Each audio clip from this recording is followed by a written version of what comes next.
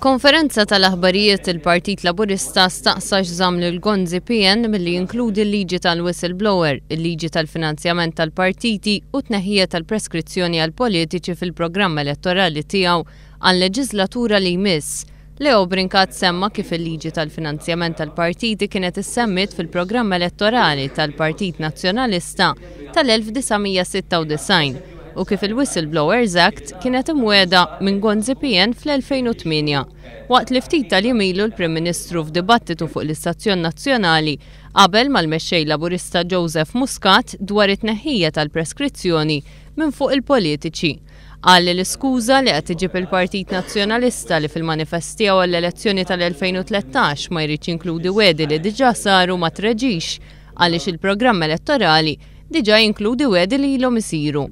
Brincat qal li waqt li f'pajjiżi oħra rapporti tal-Aġenzija Transparency International saħansitra ġieli waslu għal riżenji, f'pajjiżna il-Gvern iżeblaħ dawn ir-rapporti u jgħid li huma bbażati biss fuq il-perċezzjoni.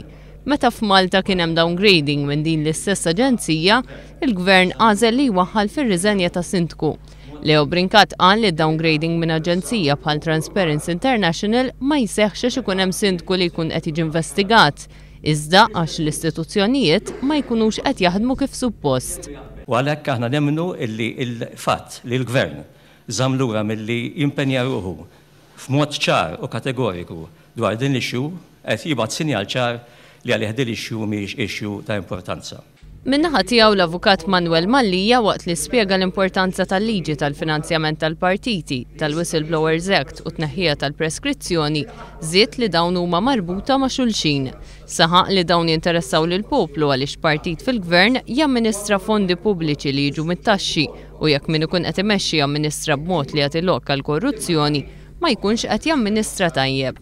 Qal li l-Prim Ministru ma tax tweġiba sodisfaċenti meta kien mistoqsi għalfejn dawn it-tlet miżuri ma kinux inklużi fil-programm elettorali l-aktar fid-dawl tal-każijiet li tqajmu fl-aħħar ġimgħat. Illi l-għażla hija bejn partit li qed jiġi bi proposti konkreti fejn qiegħed juri illi il-programm tiegħu huwa wieħed serju.